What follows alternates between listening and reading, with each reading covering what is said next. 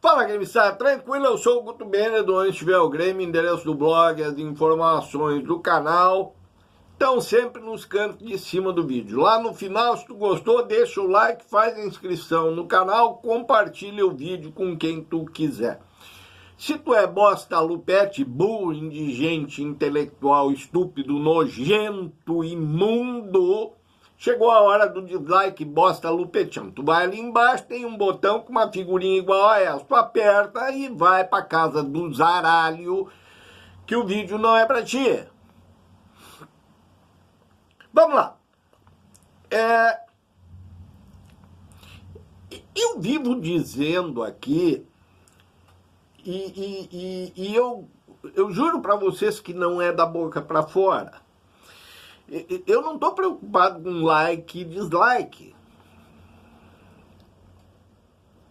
Eu tô preocupado em passar uma opinião sobre as coisas. Esse é o primeiro ponto. Segundo ponto, eu já disse várias vezes que a gente, nós seres humanos, a gente tem isso é um mecanismo de defesa. A gente costuma lembrar de determinadas épocas e sente saudade dessas épocas, porque a gente se defende lembrando só das coisas boas. As coisas ruins parece que não aconteceram. E com aquela cicatrização emocional que o tempo proporciona, mesmo que a gente lembre as coisas ruins, a gente lembra assim numa dimensão de... Passei por isso.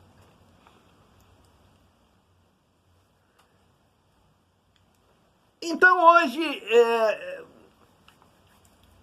o Jeromel deu uma entrevista, e aí vem o terceiro ponto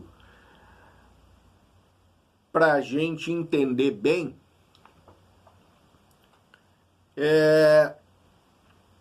Que eu não tenho problema nenhum em ser contra-majoritário. Eu não sou cabeçudo. Se me provarem que eu estou errado, tá tudo certo. Mas, como eu tenho que ser convencido, eu não tenho problema nenhum em ser contra-majoritário. Então, o Jeromel hoje fez uma coletiva lá para anunciar que se aposenta no final do ano. Do campo. O que vai fazer da vida? Não saiu de jeito nenhum na coletiva.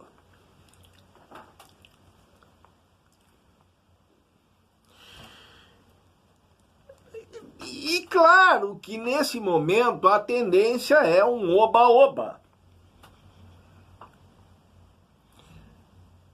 Mas eu não consigo esquecer da parte ruim, e eu assisto a coletiva e me pego nos detalhes, porque o diabo está nos detalhes, entendeu? Sempre. Então, é claro que muito oba-oba, porque o Jeromel foi um dos melhores zagueiros que jogou pelo Grêmio, fez uma zaga de muito sucesso com o Kahneman.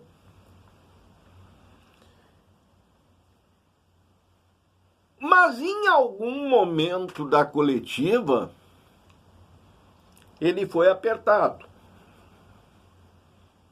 E nas duas vezes em que ele é apertado, ele vai mal. Muito mal.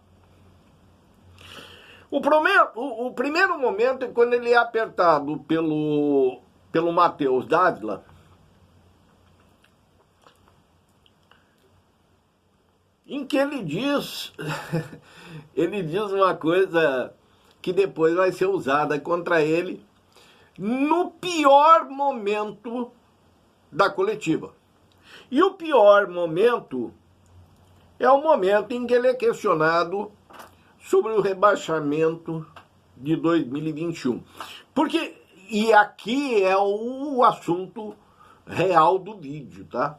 Esse é o assunto do vídeo de hoje. Porque, vejam, a primeira coisa que ele diz é que aquilo ali foi má administração. Jogou pra bunda do governador. Jogou pra bunda do governador. Mas aí ele começa a explicar por que foi um exemplo de má administração. E aí ele diz que o time tinha sido montado pelo Bosta Lupe, que era um time técnico, e depois contrataram o Thiago Nunes, que tinha a mesma característica, gostava de fazer o time jogar, e depois contrata o Filipão com uma característica completamente diferente. Essa é a resposta dele. E mais não se aprofundou, e mais não lhe foi solicitado. Então solicito eu. Solicito eu, porque em cada uma dessas inserções aqui, em cada uma dessas afirmações aqui, tu tem no mínimo um questionamento para fazer. Se não um contraponto. Então, um time montado pelo Bosta Lupe. Não é verdade. Seu primeiro erro. O time foi montado pelo Roger. Depois foi guaribado pelo Espinosa.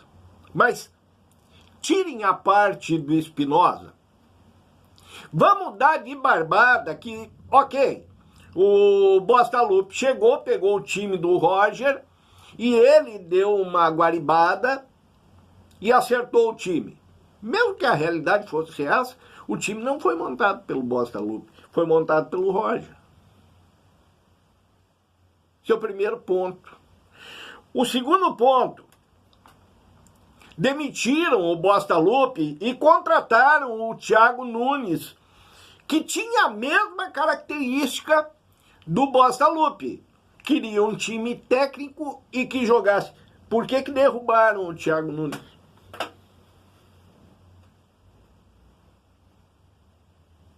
Não, pergunto. Por que os jogadores derrubaram o Thiago Nunes?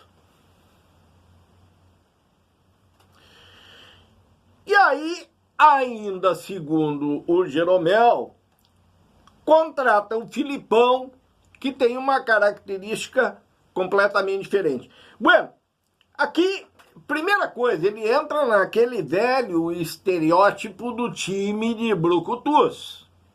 Ou seja, o Filipão, ele quer só raça, quer só empenho. Foi pedir isso para os alecrim dourado que nasceram no campo sem ser semeado e que são todos craques, ou eram todos craques mundiais. Primeiro ele entra nesse estereótipo burro do time de brucutus e esquece que um dos maiores zagueiros do Grêmio ao lado dele jogava no time de brucutu do Filipão, o Adilson, que via de regra está na trinca de zagueiros que são citados das últimas 4, 5 décadas aí, porque pouca gente hoje, por exemplo, viu o Ayrton Pavilhão jogando. Talvez o Anchieta, mas, via de regra, os citados são De Leon, Adilson e Jeromel. Ou seja, o Adilson, que é um dos três, estava no time de Brucutu.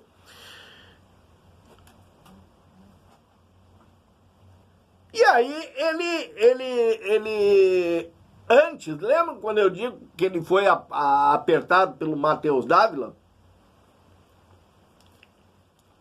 E que ele foi mal porque ele lançou uma coisa que depois pode ser usada contra ele. Lá pro Matheus Dávila, ele tinha dito que a torcida do Grêmio não quer jogador que drible 3, 4 adversários e faça gol de bicicleta. Quer empenho. Quer que o jogador corra. Quer que o jogador faça enfrentamento.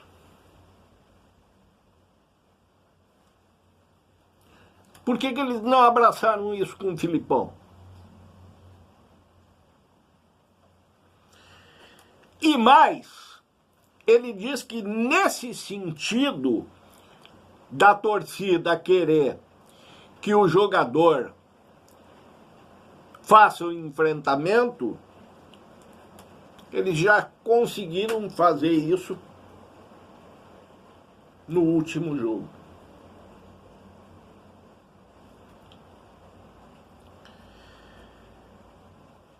Muito ruim a coletiva.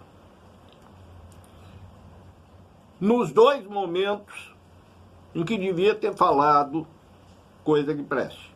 No oba-oba, qualquer um sai bem.